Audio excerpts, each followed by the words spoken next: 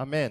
Meus amados irmãos, nós vamos meditar na palavra do Senhor nesta tarde. Queria falar convosco acerca de alguém que surge sensivelmente 70 anos depois do profeta Isaías. Alguém que começou muito jovem. Esse alguém era o profeta Jeremias. Alguém que muitos chamaram do profeta chorão ou profeta das lágrimas. Durante o início do seu ministério, Jeremias ele começou auxiliando na reforma religiosa que o rei Josias ele estava colocando, mas mais tarde, quando o trono já era ocupado por Joaquim, o profeta sofreu muito. Sofreu uma grande angústia, sofreu perseguições, mais tarde chegou mesmo a estar preso. Por um lado, ele olhava para o povo e dizia: vocês precisam de se arrepender. Por outro lado, ele olhava para o povo e via que o povo não se arrependia. Por um lado, ele dizia: se vocês não se arrependerem, Deus virá e Ele vai castigar severamente. A cidade será destruída e o templo será destruído. E as pessoas olharam para Jeremias e disseram: Jeremias, o que tu estás a dizer é mentira. Isso nem sequer é da parte de Deus. Ele chegou a uma situação tão calamitosa que foi proibido de aparecer em público. Baruque fez a leitura das suas profecias, das suas palavras no templo. No tempo do rei Zedequias, e nesta altura os babilónicos já tinham vindo 2 vezes a Jerusalém. Já tinham vindo de uma primeira vez e levaram o grupo dos intelectuais, levaram o grupo dos palacianos para a Babilónia, onde foi, por exemplo, o profeta Daniel, do qual tive a oportunidade de vos falar no último culto de ceia. Da segunda vez, eles vieram e eles levaram toda a força de trabalho, todas as pessoas que sabiam alguma coisa, que sabiam uma profissão, que conseguiam ter um trabalho, e colocaram-nos num colunado junto ao rio Quebar, onde foi, por exemplo, o profeta Ezequiel. E Jeremias viu tudo isto acontecer. E ele continuava dizendo: se vocês não se arrependerem, Deus virá. A cidade será incendiada, o templo será destruído.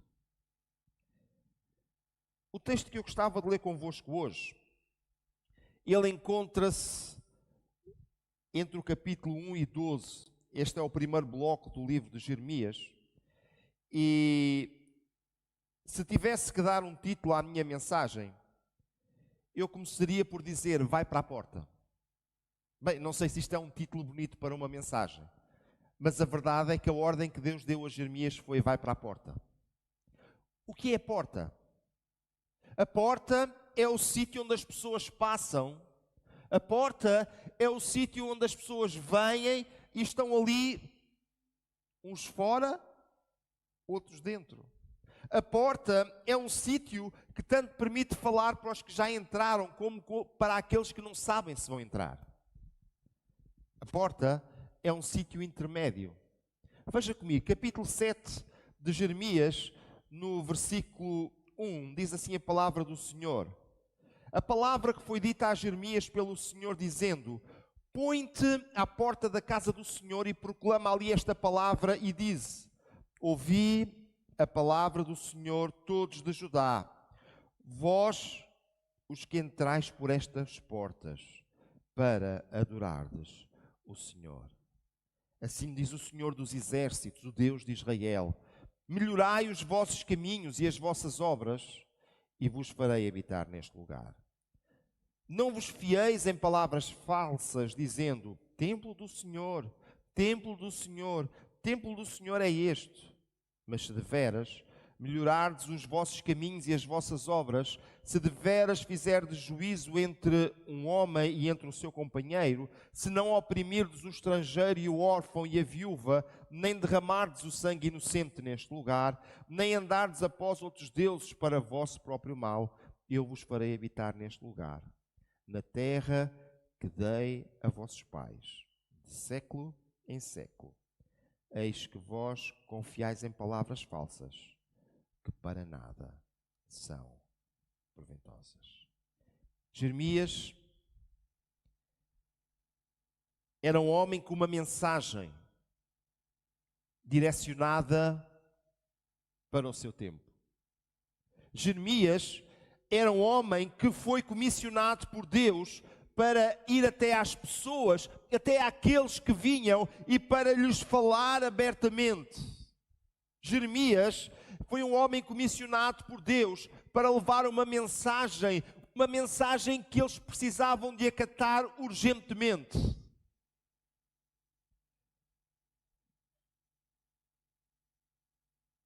Jeremias foi comissionado por Deus para falar a pessoas que se diziam religiosos, adoradores. Veja, ele vai falar para aqueles que subiam ao templo para adorar.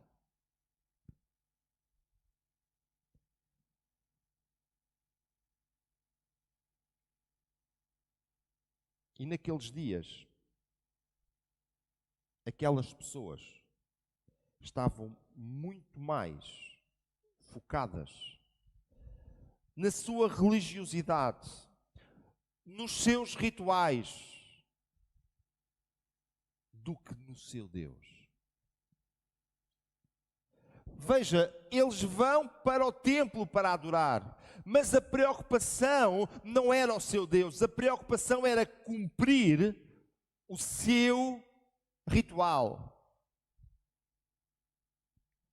Eles olhavam para o templo, eles olhavam para a casa, o edifício, e eles achavam: nós temos aqui a nossa segurança. O templo de Deus. E eles esqueceram-se que a segurança não está no templo de Deus, mas está no Deus do templo.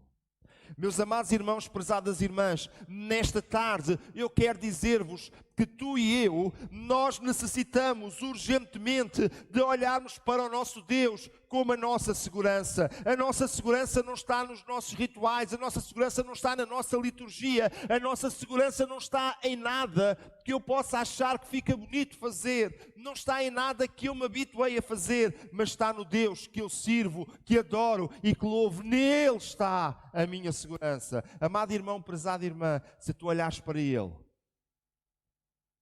tu ficarás seguro. Se tu olhares para qualquer outra coisa, tu não estarás seguro. Vinham para adorar a Deus, a quem não obedeciam e a quem não tratavam como Deus. Quem é que tu és? Eu venho aqui porque eu sou adorador de Deus. Mas quando chega a hora da verdade, eu não o trato como Deus. Coisa tão estranha. Coisa que não faz qualquer sentido. Vinham para adorar a Deus, mas as suas práticas, a sua vida, era completamente o oposto daquilo que Deus queria que eles vivessem.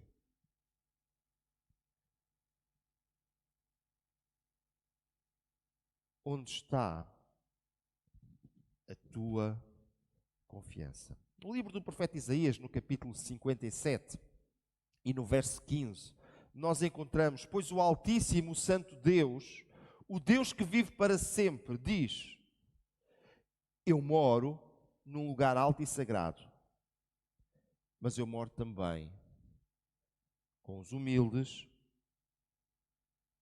e os aflitos, para dar esperança aos humildes e aos aflitos. Novas forças. Eu moro num lugar alto e sagrado, mas eu moro também. Quantas vezes, quantas pessoas, em quantas situações têm focado a sua atenção num determinado lugar, num determinado objeto, numa determinada coisa, e dizem, mas Deus está ali. E eu quero dizer que Deus está aqui, onde eu estou, onde tu estás. Quando Paulo escreve aos Coríntios, na sua primeira carta, no capítulo 3, ele precisa chamar a atenção os crentes. E ele diz, certamente vocês sabem que são o templo de Deus e que o Espírito de Deus vive em vocês. O templo não é o que foi construído a algures. O templo és tu e eu. E Deus quer habitar. Aleluia! Amados irmãos, e agora nós não precisamos de correr para algum sítio, como que dizendo, aquele sítio é que é a solução para os meus problemas, aquele sítio é que é a solução para as minhas dificuldades, mas dentro de nós habita o Espírito Santo de Deus, o nosso Deus, e Ele é sim, é a solução para as nossas necessidades. Por isso, no lugar mais inóspito que tu possas imaginar, eu posso levantar as minhas mãos ao céu e adorar a Deus, porque Ele está lá para receber a minha adoração, para receber o meu louvor. Mas também, quando eu tiver o maior problema, a maior dificuldade, eu posso levantar as minhas mãos para o céu e dizer, Deus socorre-me, porque Ele está lá. Aleluia! É mais fácil fazer um conjunto de rituais. É mais fácil olhar para um conjunto de coisas pré-definidas, como uma checklist que eu tenho que preencher, do que viver como um templo santo, onde o Espírito Santo de Deus habita.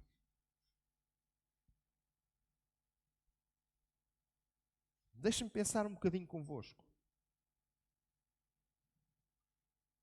Há um texto da Palavra de Deus que sempre que eu li fiquei com a ideia que Jesus estava zangado. Eu sei que vocês já estão a imaginar o que é que eu vou dizer a seguir. Jesus chegou ao templo, viu aquela gente lá a vender, e ele começou a virar as mesas deles e mandar aquela gente toda embora. Nós estamos a dizer isto, mas agora imagino o que é aqueles animais todos, os pomos a fugir, aquela coisa toda. Aquilo deve ter sido uma confusão. E Jesus sabe o que é que disse? Vocês fizeram da minha casa um covil de ladrões. Qual era a questão que Jesus estava levantando naquele lugar? Em primeiro lugar, eles estavam ali para facilitar os sacrifícios. E no Velho Testamento, nós encontramos que o povo de Israel foi-lhes ordenado que eles oferecessem os sacrifícios. E nós dizemos, então, mas porquê que Deus ficou tão zangado? Porque eles não perceberam a essência do sacrifício. A essência do sacrifício começava lá em casa, na escolha de um animal. Eles tinham que trazer o melhor.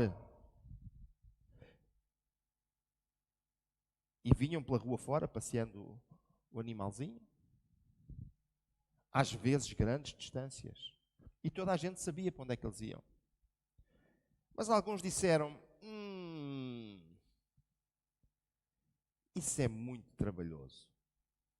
Vamos criar aqui uma empresa de produção animal e nós pomos os animais todos ali à venda. E quem vem escolhe o que quiser e oferece. Escusa de vir carregado com o bicho lá de casa. Quantas vezes, meus amados irmãos, nós queremos fazer as coisas e dizer, pronto, eu fiz, a minha consciência ficou sossegada. Mas nós não fizemos com o coração. Não fizemos com o início. Não fizemos colocando tudo naquilo que nós estávamos a fazer. Quantas vezes, meus amados irmãos, Deus está pedindo de nós que nós nos ofereçamos a nós próprios e nós estamos dispostos para oferecer tudo menos eu.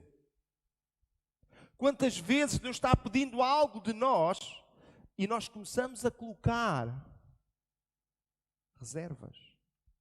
Eu quero dizer que Deus quer algo mais de ti. Algo começa lá em casa. Com uma escolha cuidadosa. Com uma vivência cuidadosa, com uma vida cuidadosa. E sim, Ele quer que tu venhas à sua casa, trazendo a tua adoração, trazendo o teu louvor, com um coração sincero, que vive diante dEle.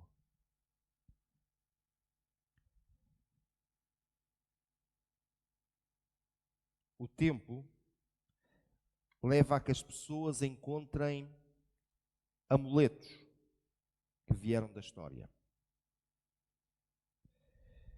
E quando eu digo isto, eu não estou a falar de coisas más. Estou a falar de coisas más, mas estou a falar de coisas que num tempo da história foram boas. A Bíblia diz que Deus mandou Moisés construir uma serpente de metal numa altura em que ninguém queria ver serpentes de metal. Que ninguém queria ver serpentes. O povo estava sendo mordido por serpentes. E agora Moisés ora ao Senhor e diz, o povo está morrendo no meio do deserto, o que é que eu faço? E Deus diz, constrói uma serpente de metal e diz para eles olharem para a serpente. E há de ser que aquele que olhar, mesmo que esteja já a morrer, ele vai ser curado. E agora Moisés constrói a serpente de metal. E sabe o que é que acontece? Começaram a cartar as pessoas. Eu não sei como é que alguns vieram, mas acredito que alguns vieram já mais mortos do que vivos. E quando eles olhavam para a serpente, eles eram curados e viviam. Isto é uma coisa boa, não é? É bom? Sabe uma coisa? O tempo passou. E nós chegamos ao tempo do rei Ezequias, lá no segundo livro de Reis. E quando ele estava fazendo uma limpeza no templo, quando ele estava preparando, ele encontrou, ou foi encontrado, a tal serpente. A serpente que lhe deram um nome e que lhe prestavam adoração.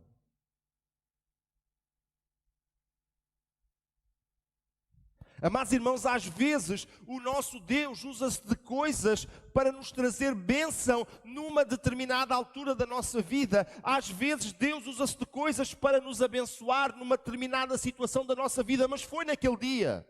Foi naquele momento, foi naquela situação. E nós usamos aquilo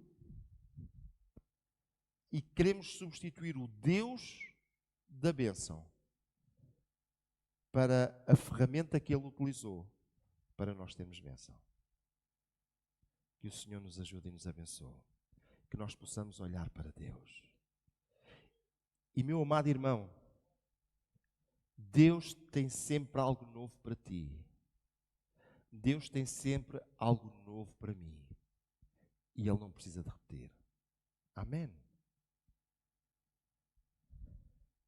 Jeremias, voltando a Jeremias, ele foi usado por Deus para abençoar as pessoas, para desafiar as pessoas, através da palavra.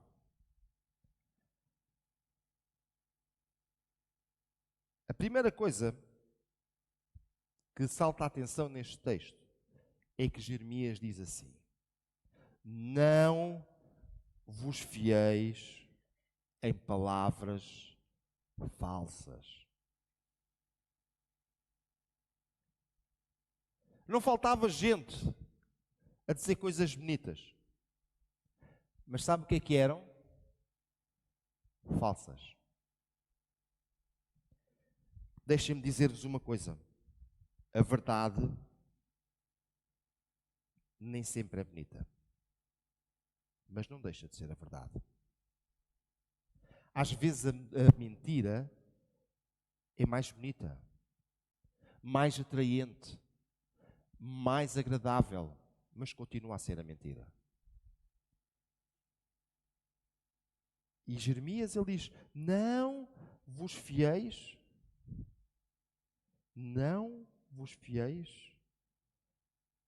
em palavras falsas. Jesus Cristo disse lá no capítulo 3 do Evangelho segundo São João, mas os que vivem de acordo com a verdade,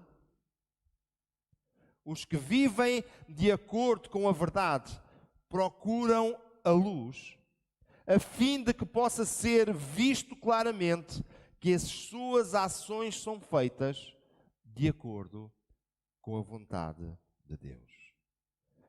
Os que vivem de acordo com a verdade. Jesus não está a falar dos que ouvem, não está a falar dos que conhecem, Jesus está a falar dos que vivem.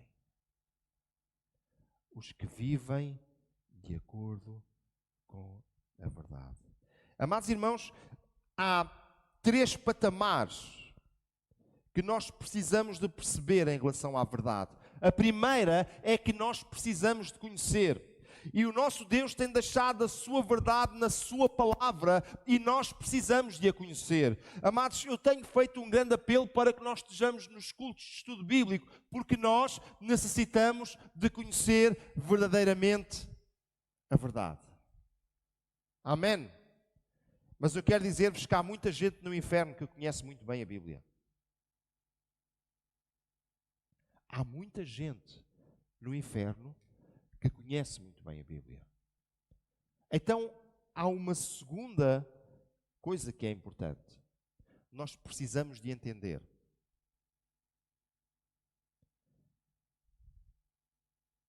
Nós precisamos de conhecer e nós precisamos de entender. E mais do que entender, nós precisamos de entender o que a palavra de Deus significa para mim.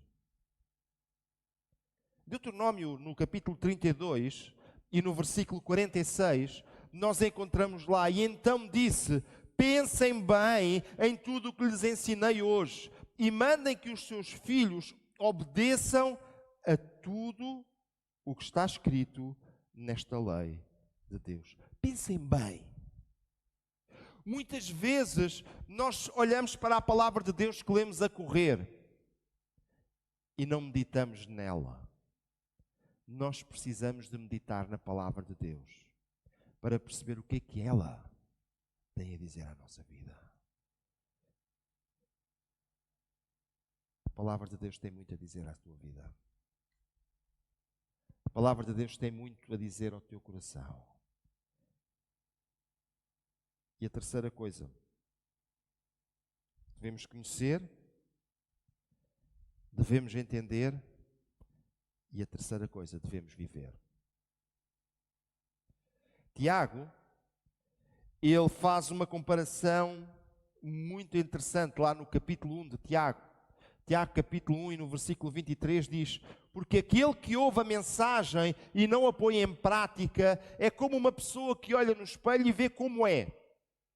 Dá uma olhada, depois vai embora e logo esquece a sua aparência. O Evangelho é a lei perfeita que dá liberdade às pessoas. Se alguém examina bem essa lei e não a esquece, mas a põe em prática, Deus vai abençoar tudo o que essa pessoa fizer. Olha no espelho. Sabe como é que nós acordamos, não é? Não sei como é que vocês acordam, mas eu não acordo exatamente com o cabelo como tenho agora. Alguns estão com um olhar tão sério, eu acho que disse um disparate muito grande, porque acordam com esse cabelo perfeito que têm aí. Quem é que acorda com um aspecto assim mais despenteado? Posso ver o vosso braço? Não.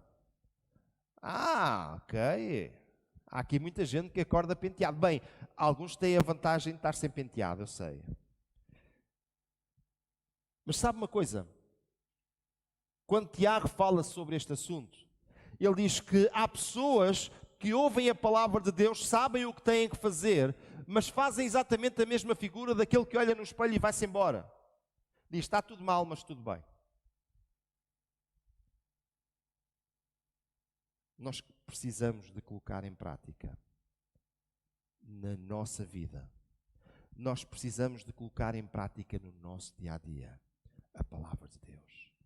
E é tão interessante este texto que nós lemos aqui em Tiago, porque ele termina, Deus vai abençoar. Quantas vezes nós dizemos, Deus abençoa-me, e Deus diz, e tu fazes? Deus abençoa-me, e Deus pergunta, e tu fazes? Deus abençoa-me, e Ele diz, eu já te disse como é, está aqui, e tu fazes.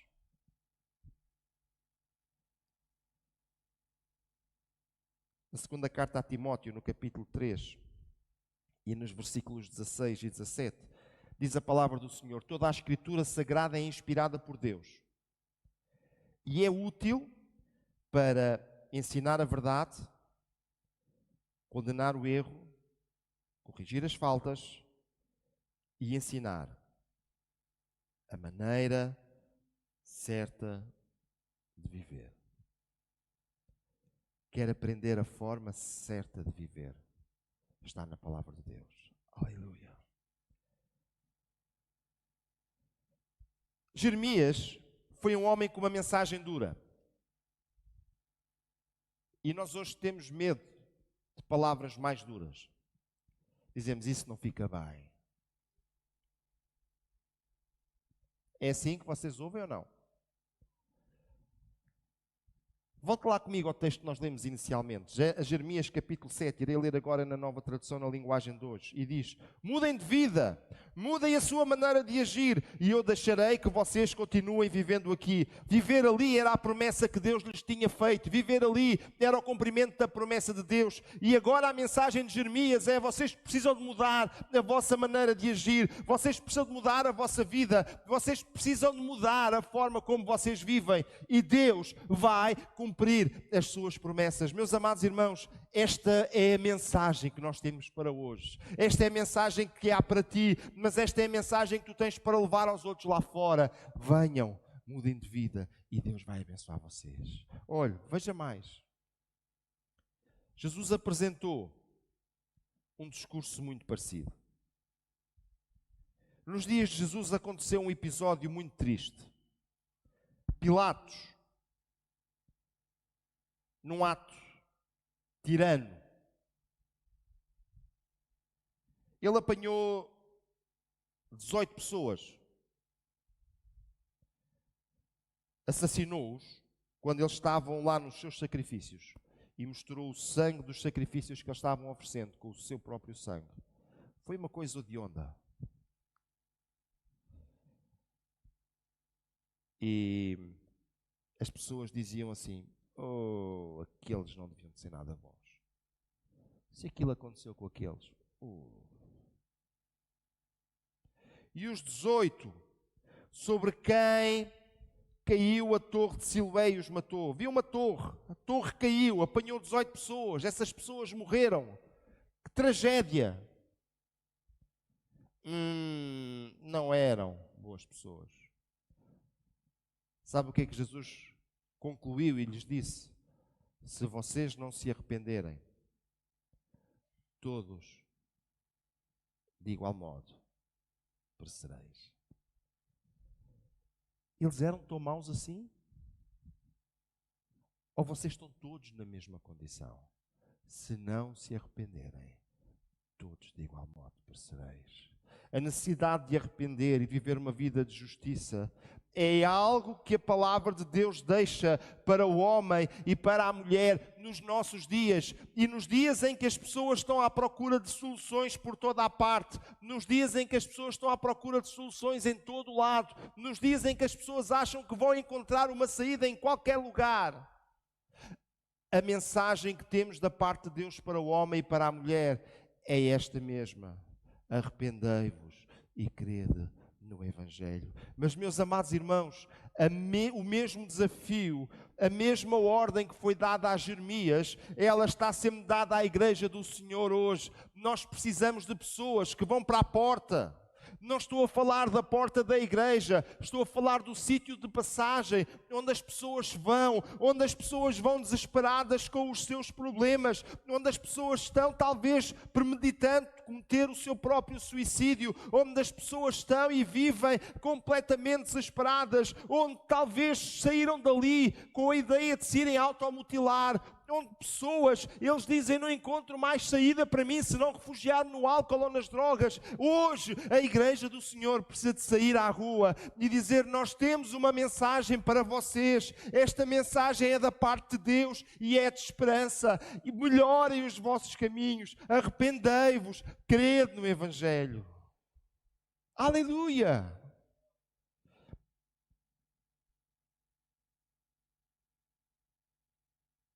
Afinal, Deus não obrigou Jeremias. Venha, por favor, comigo ao texto que nós lemos inicialmente. Capítulo 7.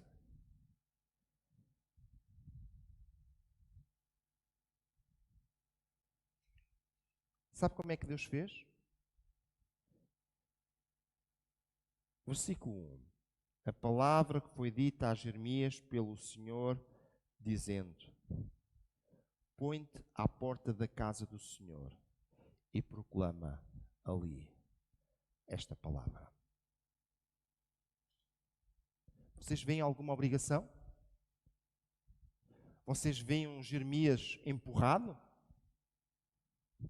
Vocês veem um Jeremias obrigado? Vocês veem um Jeremias desafiado? Quem concorda comigo pode dizer amém? Jeremias foi desafiado. A decisão ficou do lado dele. Amado irmão, eu quero dizer que Deus nesta tarde quer desafiar-te a seres uma testemunha sua, de levar a mensagem do Evangelho a todos os homens, a todas as Escrituras, mas a decisão está do teu lado. Ele apenas te desafia. Ele apenas te encoraja. Ele apenas te convida. Põe-te à porta da casa do Senhor e proclama ali esta palavra e diz: ouvi a palavra do Senhor. Melhorai os vossos caminhos e as vossas obras, e vos farei habitar neste lugar. Amados irmãos, prezadas irmãs, nós temos esta mensagem, nós temos esta responsabilidade, e também existe uma bênção para aqueles que o fazem. Deus nunca te irá obrigar, mas Ele está-te a desafiar. E a minha pergunta nesta tarde é: o que é que tu vais fazer? Qual é a tua decisão? Se você for ler o texto de Jeremias, Jeremias pagou um preço elevado. Por isso eu comecei por falar um bocadinho da história de Jeremias. Jeremias esteve preso. Ele apenas disse aquilo que ia acontecer. E disseram: tu passaste para o lado do inimigo. Não pode ser, preso. E sabe o que é que aconteceu? Ao mesmo tempo, na mesma altura, vinham os outros dizendo: não vai acontecer nada, não vai haver problema nenhum, não vai haver situação nenhuma. E Jeremias disse: não, arrependam-se porque as coisas vão acontecer. Não, isso não é verdade. Sabe o que é que disseram? O Jeremias é o único que não tem razão.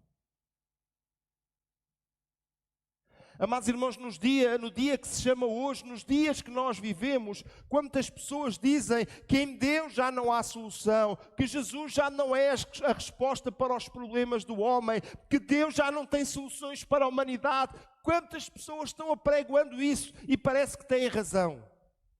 Mas eu quero dizer que a razão, ela vai ser vista quando chegar a hora de Deus agir.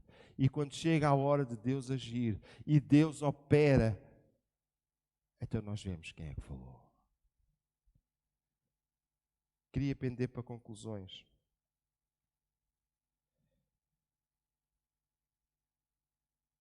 E gostava de vir convosco. Há um texto que nós encontramos também no profeta Jeremias, no capítulo 6 e no versículo 14. Eu confesso que a área da saúde não é de toda a minha área.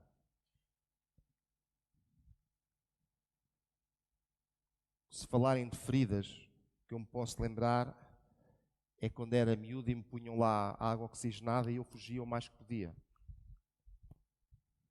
Não sei muito de saúde. Mas, mesmo não sabendo muito de saúde, eu sei que quando há uma ferida, ela carece de cicatrizar por fora e por dentro. Acompanho vários irmãos que fazem operações e que depois têm o seu processo pós-operatório e muitas vezes eles dizem isto por fora está bonito, lindo, parece que já não tenho nada, mas o médico diz que por dentro ainda precisa de mais um tempo para cicatrizar. E sabe o que é que a palavra de Deus nos diz através da palavra lá de Jeremias 6,14? Curam a ferida da filha do meu povo levianamente, superficialmente. E dizem, paz, paz. Quando não há paz? Amados irmãos, quantas vezes se tenta encontrar uma publicidade, uma tranquilidade e de uma paz que não existe? Esta verdadeira paz e este bem-estar, que não tem a ver com a guerra, que não tem a ver com aquilo que passa à nossa volta, mas tem a ver com aquele que vive dentro de nós. Esta verdadeira paz só vem daquele que é o Senhor da paz. Meu amado irmão, prezada irmã, Deus está olhando para ti e dizendo-te, vai para a porta. Vai para a porta e fala, vai para a porta e abre a tua boca, vai para a porta e diz às pessoas que existe um outro caminho, vai para a porta e anuncia a todos que Jesus Cristo, Ele tem solução para as suas vidas, que eles precisam de se voltar para Ele, que eles precisam de ver aquilo que Ele tem para fazer nas suas próprias vidas. Vai para a porta e ser uma testemunha de Jesus.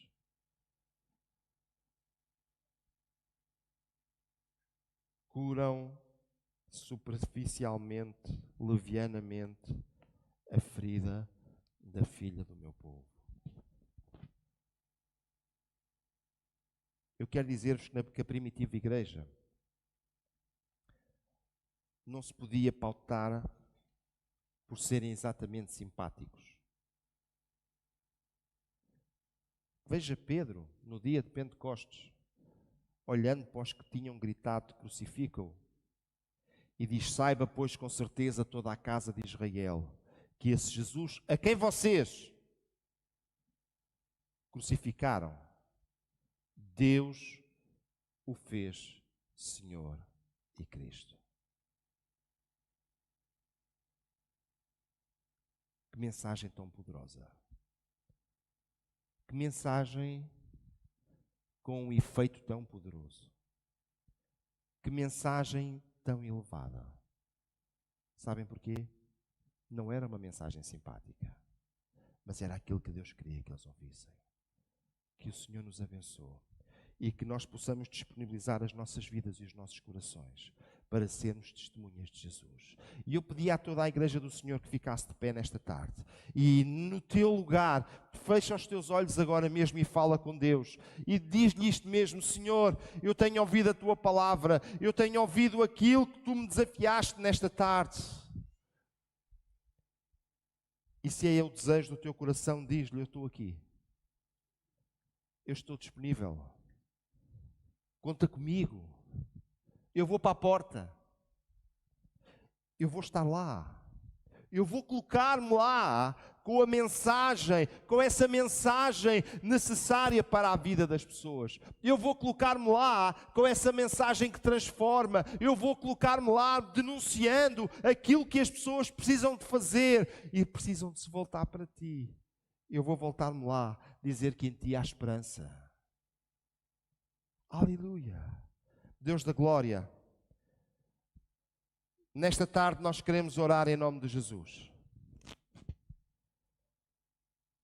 Deus, e nós queremos pedir-te, Senhor, que a tua palavra possa encontrar guarida nos nossos corações. Sabes quantas vezes nós necessitamos, nós precisamos de ouvir a tua voz, de sermos desafiados por ti, de ouvir aquilo que tu tens para cada um de nós. Abençoa-nos para a tua glória, em nome de Jesus Cristo. É isto que nós te pedimos. Amém. Aleluia. Nós vamos tomar